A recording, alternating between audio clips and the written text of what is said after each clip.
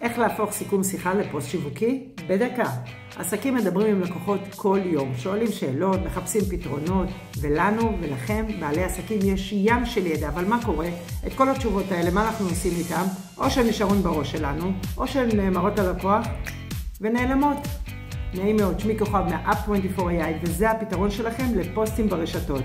לדוגמה, אם לקוח יצא מרוצה מתשובה שנתתם לו, תנו לו תשובה חיים גם ברשת. תוך דקה היא הופכת לפוסט שיווקי שמביא לכם לקוחות נוספים.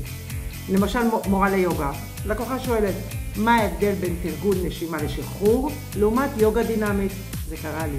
זה רגע זהב לתוכן. כותבים לו צ'אט.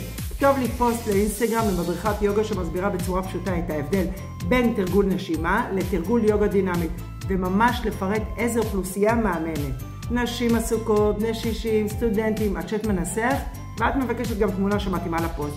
מוסיפה לינק לסדנה שלך או לוואטסאפ, העתק, הדבק, ויש לנו פוסט. זה כל הרעיון, לקחת את החומרים שלכם שכבר שואלים אתכם, וטיק טק לעשות מזה פוסטים. אתם רוצים שאני ארשום גם לכם פוסטים ואתן לכם רעיונות?